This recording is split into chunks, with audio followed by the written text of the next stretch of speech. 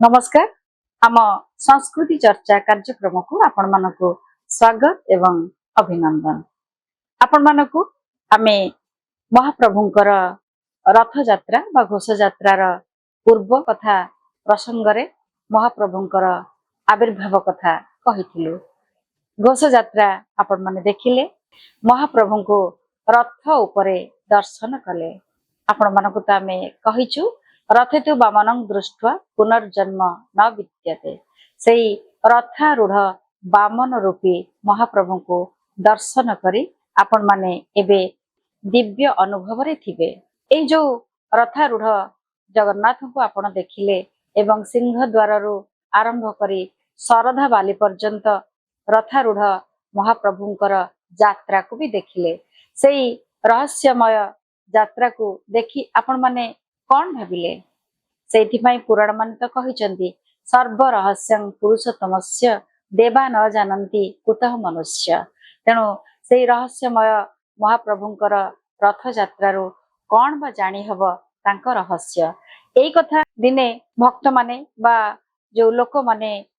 कथा होथिबार सुनिथिला गोटे लुणर कंढी। से भाविला एमिति कौन कथा अछि जे एते रहस्य की रहस्य अछि। से लोक मानको पचारिला। लोक माने कहिले से जगन्नाथंकर रहस्य जानिबा भारी कष्ट।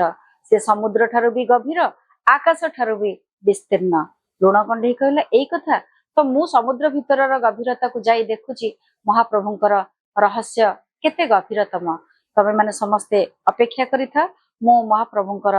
जो समुद्र भितर को जाई तांकर गभीरता को मापी आपण मानको कहिबी। लुण कंढी ए कथा मने मने स्थिर कला एवं दिने संज बेले धीर धीर पवन रे से चेष्टा कला समुद्र भितर को पशिबा पाए एवं समुद्रर लहड़ी भितरे निजको समाहित कला। धीरे धीरे अग्रसर हैला समुद्र भितर को। से जानि नथिला जे तार अवयव बा तार शरीर लुण रे तैयारी। से लुणर कंढेटी जे एते दुस्साहस करिछि जे नील समुद्रर गभीरता को मापिबा पाई एवं से गभीरता को मापिले से रहस्यमय श्री जगन्नाथंकर गभीरता को मध्य मापी पारिबो एवं कूलरे थिबा भक्त मानको भी कहि पारिबो। सेई चिंता एवं चेतना भितरे से समुद्रर लहड़ी भितरे प्रवेश करिछि एवं धीरे धीरे जेते समय से प्रवेश करिछि से तार शरीर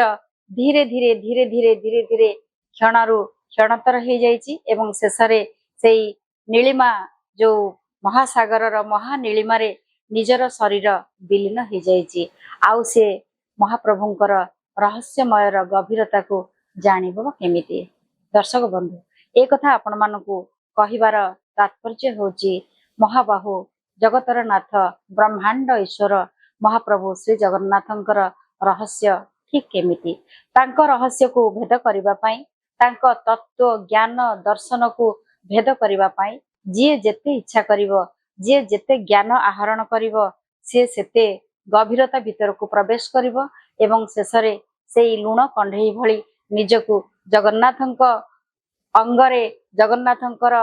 तत्व भितरे निजको विलीन करिदेव। एई होची महाप्रभुंकर चेतना बा एई होची महाप्रभुंकर रहस्य। तेणु आपण माने बुझी पारुथिबे काहेकि सेई देवता वर्षकरे थरे रत्नवेदी को त्याग करी तांकर समस्त से होचंदी विष्णु। तेणु तांकर समस्त ऐश्वर्य लीला को त्याग करी से काहेकि जन्म वेदी बा आड़प वेदी को माँ गुंडीचा रानी का पाखको माधुर्य लीला पाई यात्रा करती। सेई होची तो तांकर जन्म स्थान सेठी से भेटंती माँ गुंडीचा रानी को सेठी भेटंती। से तांकर असंख्य गोपांगना मानको सेठी से भेटंती तांको परम प्रेयसी श्री राधा को एवं सेठी से भेटंती निकटरे थिबा मीराबाई मठर मीराबाई को। ये होची तांकर लीला। आपण जानती तांकर तो द्वादश लीला किंतु तांकर दुईटी स्वयं लीला गोटे स्नान लीला आरटी होची गुंडीचा यात्रा लीला। ए दुईटी लीला महाप्रभुंकर निजर लीला अन्य लीला गुड़िक सब तांकर सेवक बा भक्त माने करंती। किंतु ए जो रथ यात्रा रे महाप्रभु को आपण माने दर्शन कले से रथ यात्रा केबेठु आरंभ होईची। मु जने संग्रहालयर अधिकारी हेथिबारु मोर सब बेले दृष्टिभंगी गोटे प्रामाणिक तथ्य आड़ को जाऊ थाए। तेणु मु भाविली एई रथ यात्रा केबेठू आरंभ होईची कोन हेची आमे कोठू प्रामाणिक तथ्य पाइबा मते मिली जाईची से प्रामाणिक तथ्य आपण मानकु मध्य मु देखौची जे एई रथ यात्रा प्रत्नतात्विक विभवरु हमकु मिलिची जे एई रथ यात्रा हमर अविभक्त कटक जिला जहा एबे जाजपुर जिल्ला रे संभवतः थाई पारे ना होची तेलीगढ़ सेई तेलीगढ़ रे गोटे विष्णु मंदिर थिला प्राचीन विष्णु मंदिर एवं सेई विष्णु मंदिर रो बेढ़ा भितरु हमर राज्य संग्रहालय रो पूर्वसूरी माने सेई अंशटी को आनिचंती एवं संग्रहालय रो सम्मुख भागरे ताको स्थानित करचंती से चित्र मु आपण मानको देखौची ताहा पत्थर रे तयारी एवं एते कारुकार्य खचित जे आपण माने देखि निश्चय आचंबित हेबे जे आमर पुरी रो जो श्रीमंदिर जो तयारी हेची आपण माने समस्त जानिचंती ऐतिहासिक तथ्य ताहा द्वादश शताब्दी रे तयारी हेची किंतु आपण मानको मु एबे जो प्रत्नतात्विक विभवटी देखेबी ताहार समय सीमा होची त्रयोदश शताब्दी अर्थात जो मंदिर आमर तयारी हेची ताहा द्वादश रु आरंभ होई त्रयोदश भितरे सरीची एवं आमे जो विभवटी आपनको देखौचु पत्थरर मूर्ति समूह देखौचु ताहार समय सीमा गवेषक माने निर्धारण करिसंती त्रयोदश शताब्दी तेणु केते खाप खाउची जे मंदिरर तयारी समय मंदिर पत्थर रे तयारी हेची एवं रथ यात्रा पत्थर रे आपण मानको आमे देखौचु संभवतः जगन्नाथଙ୍କର मूर्ति कोठी काई पत्थर रे देखला भलिया मु मने करि पारु नाही जोठी आमे देखिचे कोठी काठरे देखिचे तो आउ कोठी अन्य कोनोसी रे देखि पारिचे किंतु पत्थर रे तयारी हबा जगन्नाथ मूर्ति एठी आपण माने देखि पारिबे जे जगन्नाथ रथ रे जाउचंती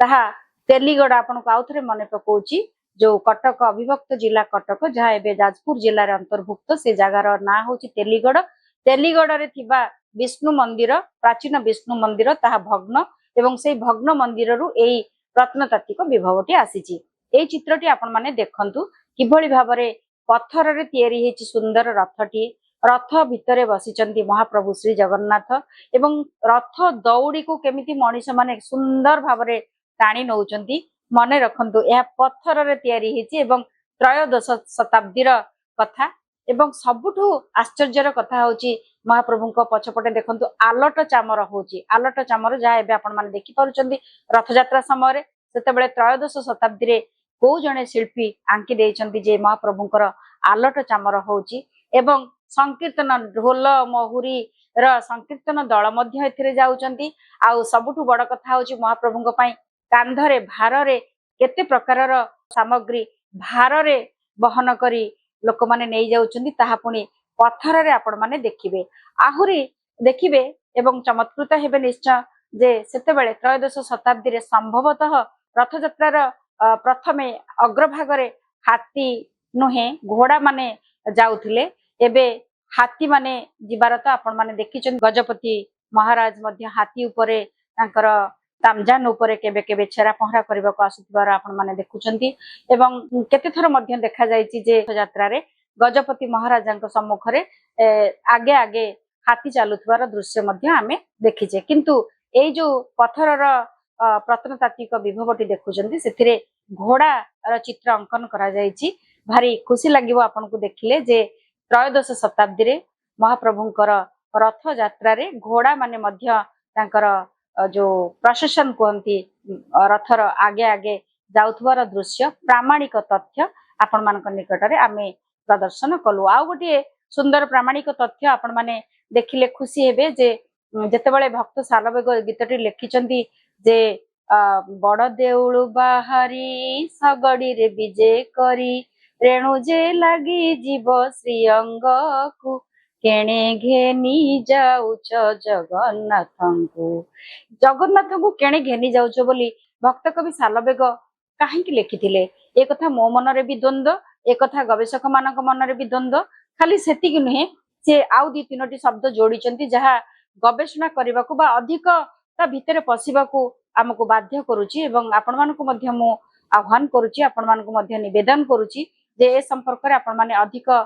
तथ्य संग्रह करबा पई कारण ए जो स्थापत्यटी राज्य संग्रहालय रे प्रदर्शित हेची ताहा समय एवं केउठारु आसीची ए सब अनिरूपित अवस्था रे रहिची प्रथम रु लेखा हेतिला अष्टम शताब्दी एवं रथ यात्रा ताहाको बहु गवेषक भूल कहउथिबारु ताको वर्तमान पढ़ा हो जाइछि ताहले एहा कोन ए कथा आपण माने ही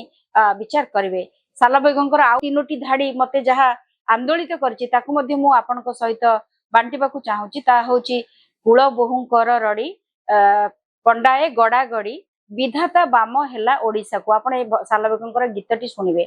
ताहले जदि महाप्रभु रत्न बेदीरु खुशी रे कोठी की जाउथांते पंडाए काहेकि गड़ागड़ी हेथांते कुळ बोहू माने काहेकि रड़ी छाड़ी कांदी थांते एवं विधाता काहेकि ओडिसा को बाम हेला बोली सालबेग लेखि थांते एमती केतेटा कथा जहा मन को गोटे केमती घांटी चकटी पकाए सगड़े महाप्रभु कोठी की जाउछन्ती आपण मान भी जानिछन्ती अनेक समय रे जवन मानकर आक्रमण रे महाप्रभु को लुचा जाइछि महाप्रभु को विभिन्न स्थान रे लुचैबा को हमर पंडा पढ़ियारी माने प्रयास करिछन्ती केतेबेले चिलिका रे लुचा जाइछि केतेबेले सोनपुर रे पाताली करा जाइछि केतेबेले अनेक स्थान रे महाप्रभु को लुचै दिया जाइछि तेनु सेही समय रे लुचैबा पई महाप्रभु को सगड़ी रे निया जाय नाही तो सेहिति पई भक्त कवि सालबेगंकर हृदय विगलित हो उठिनी तो सेहिति पई पंडा पढ़ियारी माने कांदरे रड़ी छाड़ी नाहंती तो कुल बधु माने रोदन करी नाहंती तो सेहिति पई भक्त कवि सालबेग विधाता बाम हेला ओडिसा को कहि नाहंती तो ये सब अनेक असमाहित प्रश्न ए प्रश्नर उत्तर आपण मानक पाखरे जदि थिबो जणैबे निश्चय आज पई विदाय दियंतु नमस्कार।